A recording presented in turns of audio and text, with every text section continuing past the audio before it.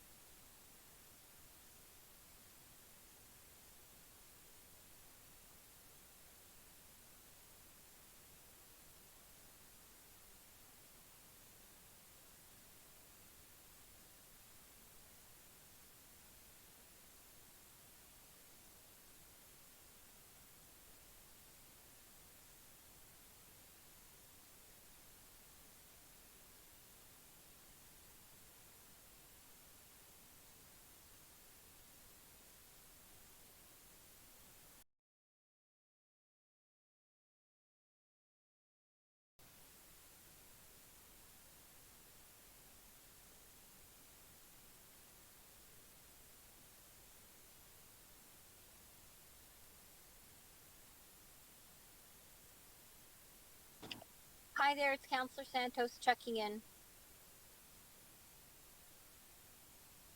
You're coming through clear.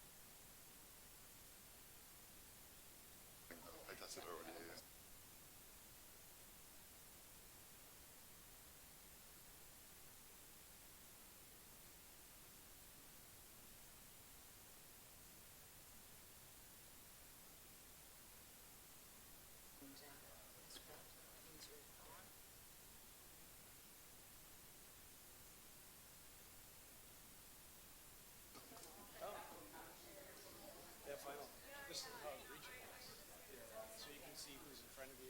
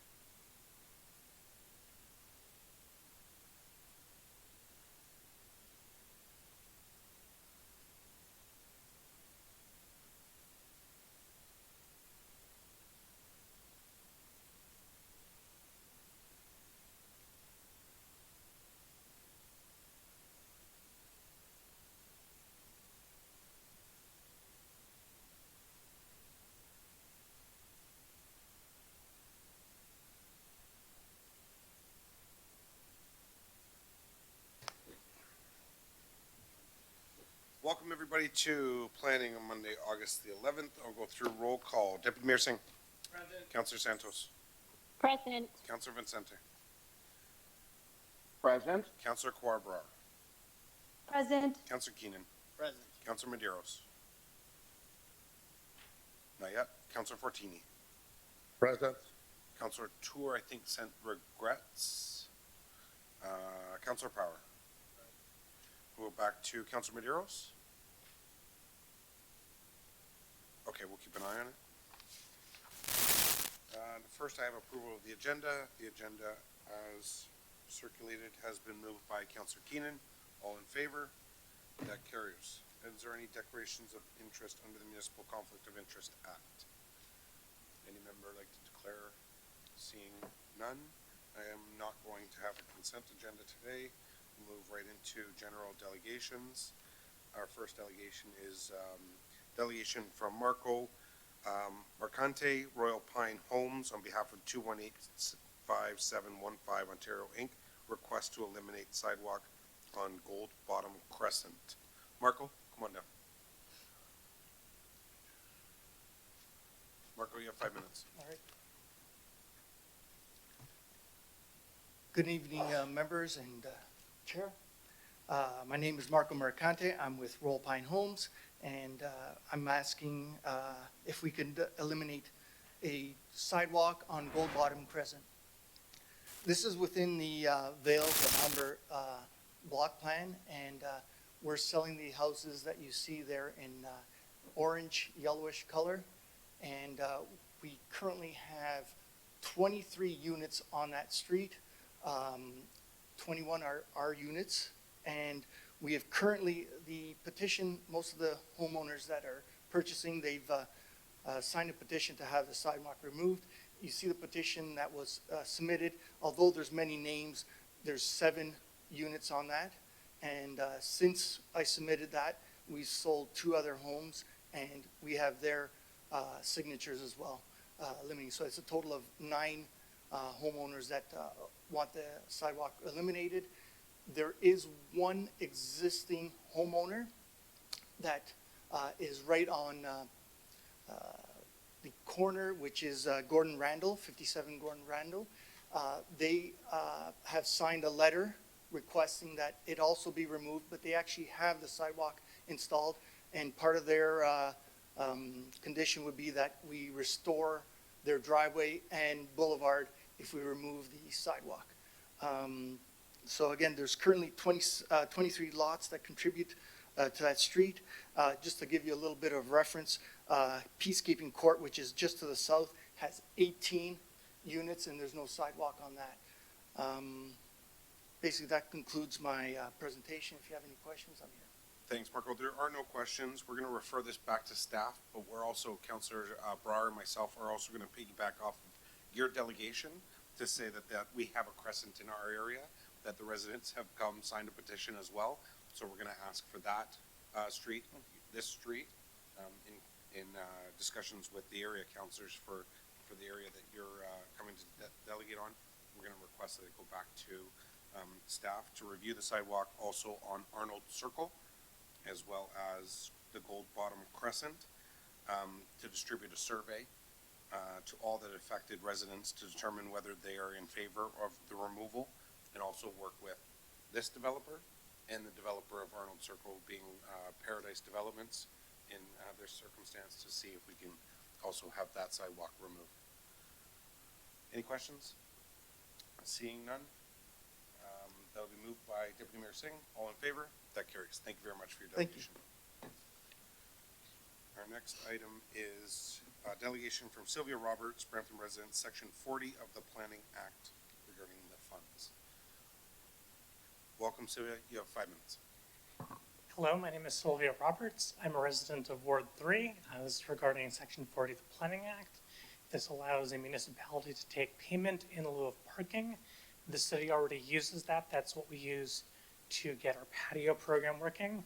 When I initially approached the city in February 2020, they told me it'd be impossible. It takes so much time, to take years to go through the process to come up with the patio thing. And then council told them, actually want this, and then it happened like that. Has there been catastrophic destruction of the city? It's been the end of the world since we did that? Not really. There are other ways to use Section 40 funds that can be beneficial for the city in actually getting stuff built. Next slide, please. So on the slide, this has the text of the Planning Act. It establishes that a city is allowed to take, if you have an established minimum parking requirement, it does not specify if it's cars or bikes. You can take payment in lieu of them building the spots. And that's actually very useful. So for example, there are some projects that, because the amount of parking means they'd have to dig an extra floor underground for like 3 spots, it's just removed a number of units that were within the buildable envelope the city said was actually fine. And so we are just continuously bleeding stuff there. It's also quite expensive to build underground parking. Next slide, please. In many cases, you are talking at least $50,000 per parking spot to build a unit. These are normally construction, because they have to do that before they get paid for the units. This means it gets floated on construction loans. So you put that through construction floats at $65,000 minimum. And so on a mortgage, for example, that's $375 for a spot to add to there, which may or may not be needed. If you look at a huge amount of applications from developers, they've said, there's actually good transit here. We don't need that many spots. So one of the things this allows you to do is, well, our transit development charges don't cover the amount of transit that you're projecting being used. If you pay us cash in lieu for parking, and then we can use that to buy buses, then you don't have to build the $50,000 parking spot, and we get some more money to buy buses, which to cover the transit that you said your resident, the proposed residents are going to use. So it's very clearly related to the expense. It makes it easier to actually build projects. It means people who don't need or want a parking spot don't have to pay for that. So it's financially beneficial for the city, the developer, and the home buyers in order to do that. It's very simple to implement. You don't even need to amend the official plan.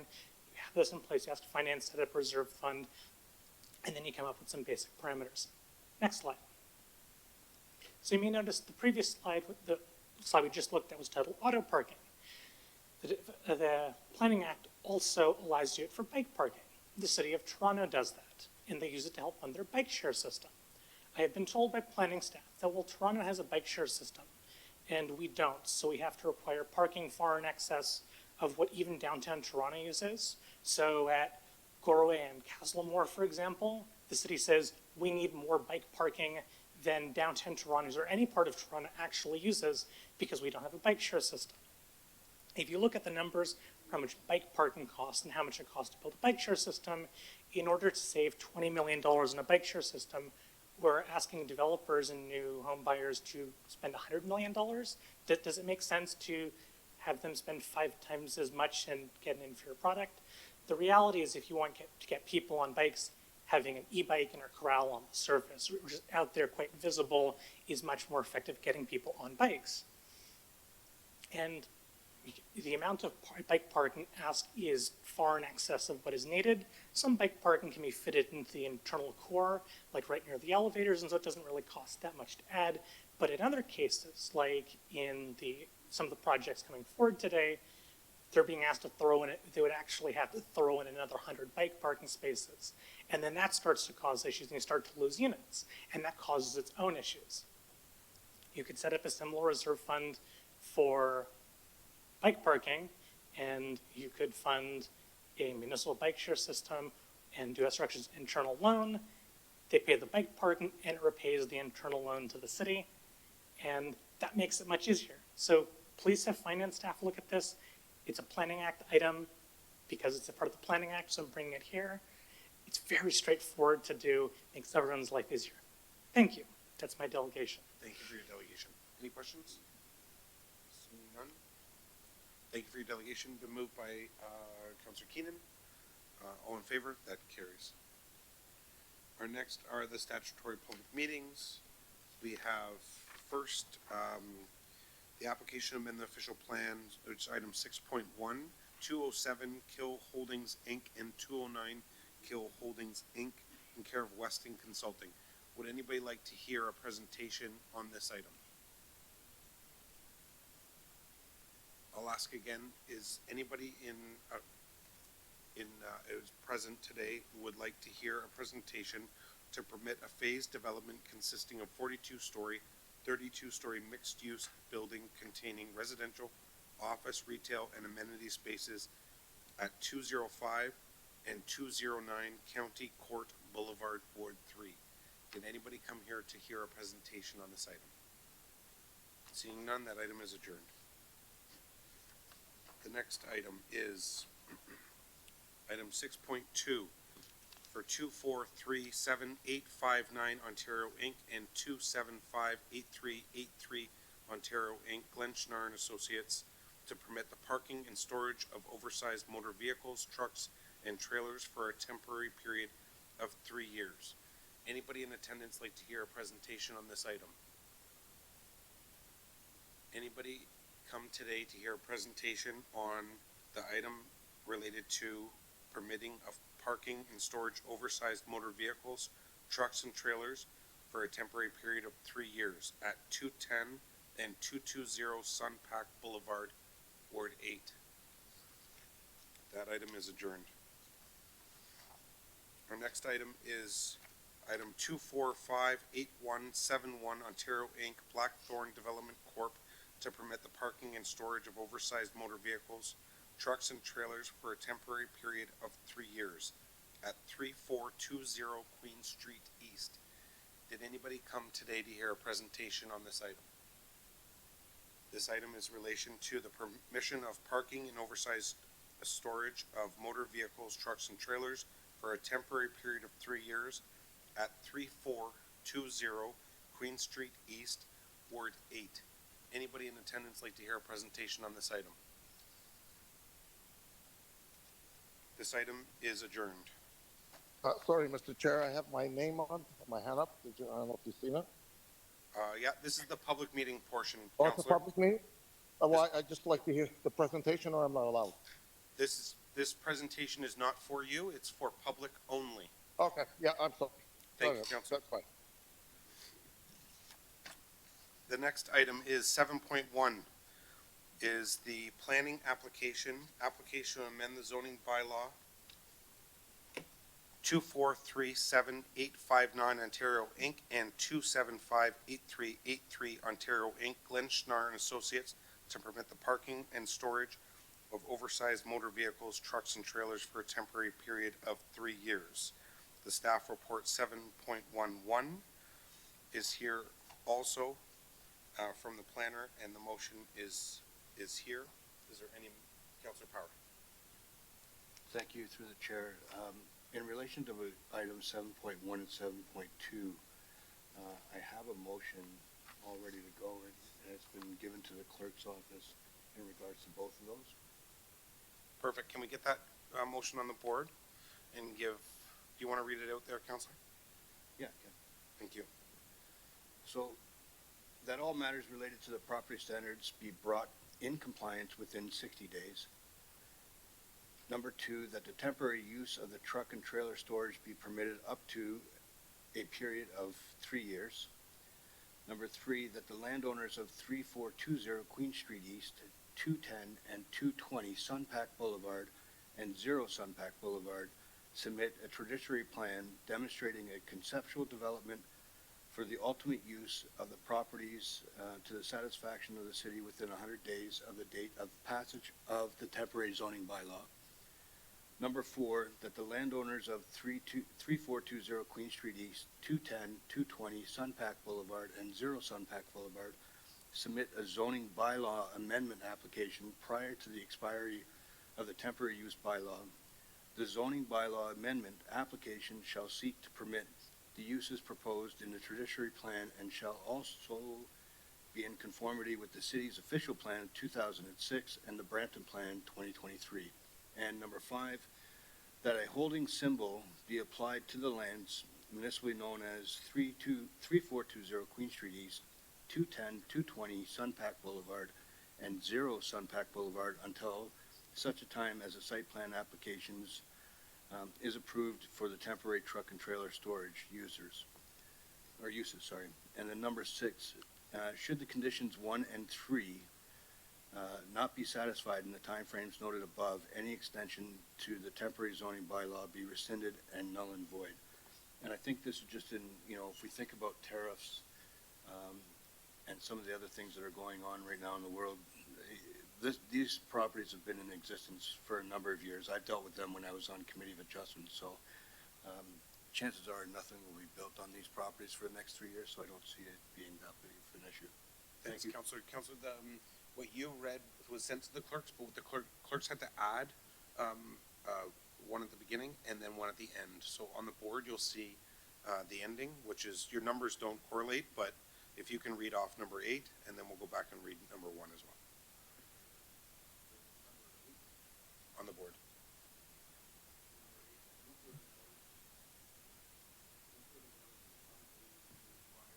For the proposed zoning bylaw amendment, generally in accordance with the attachment of 1.4 pursuant to section 3.4 of the Planning Act.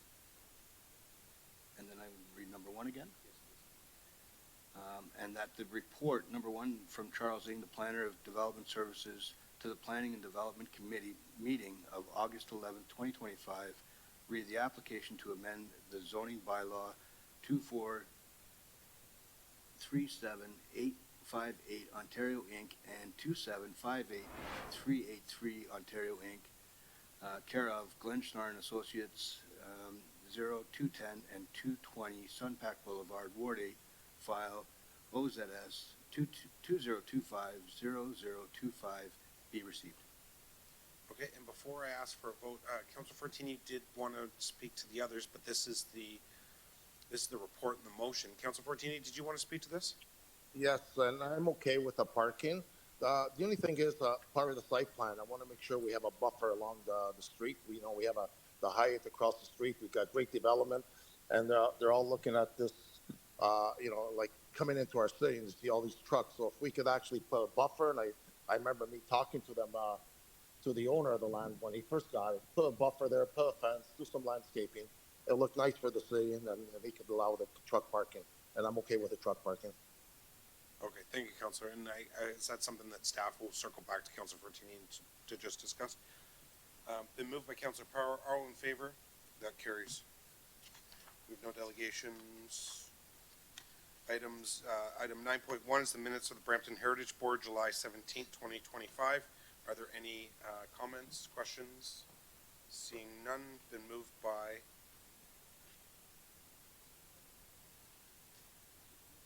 Happy to move, Mr. Sorry, Chair. 1 second. Can you turn your mic on?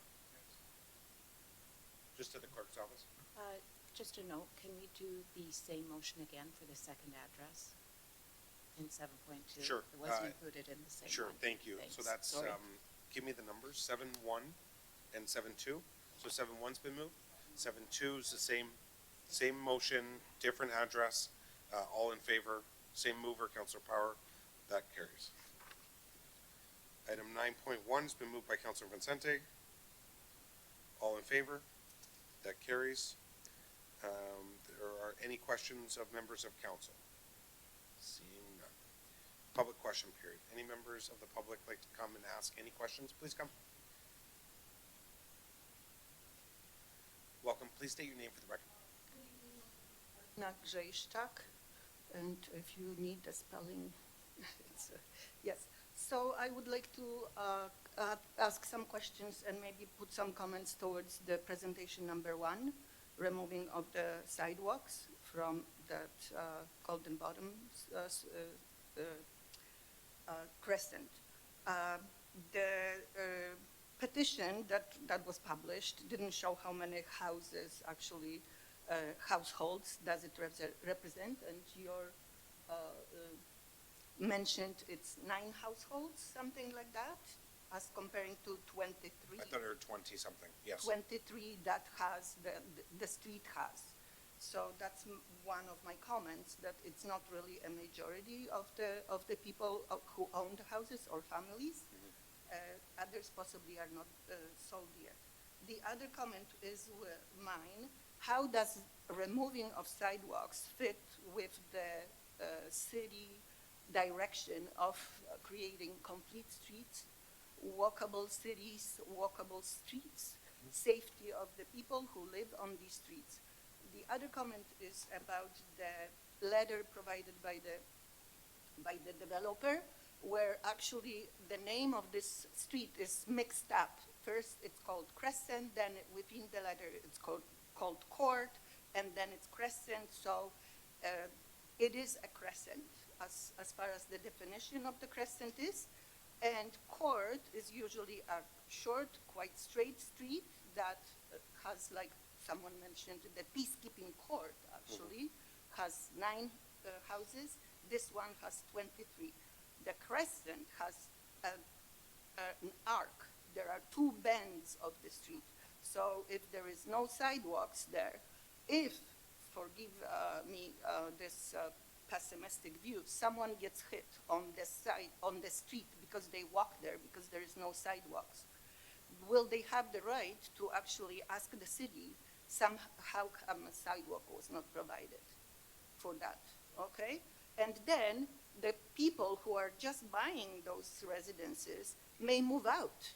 What about the next set of residents there, or homeowners who would ask, how come we don't have a sidewalk? I've looked at all the crescents I could myself.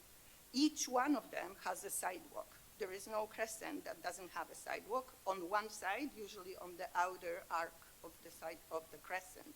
So I'm not sure if the argument that from peacekeeping court people don't have a sidewalk is a good argument to argue for not having a sidewalk at the crescent. And I guess that's all. Okay, thank you for your questions. So what we did was we referred it back to the staff to answer all of those questions. That would But be also, great, you have- before the council makes a decision Yep, you about have- approving that yes, petition. please, And please, by the no, way, no, sorry. I'm sorry, your delegation is done, and I apologize, but I would implore you to reach out to your area counselor, who is a great person. I personally know him, he's sitting right beside me. And if you have anything else that you'd like to add or discuss, but staff will write a report, come back, and then council will make the final decision. Thank you very much for your delegation. Seeing no other questions, Councillor Power will move adjournment. All in favor? That carries. Thank you. We'll see you next at our regular scheduled meeting at Monday, September the 8th, 2024 at 7 p.m. Have a great night, everybody, and then we'll go into a council meeting soon. 30 minutes? 30 minutes we'll be in a council meeting.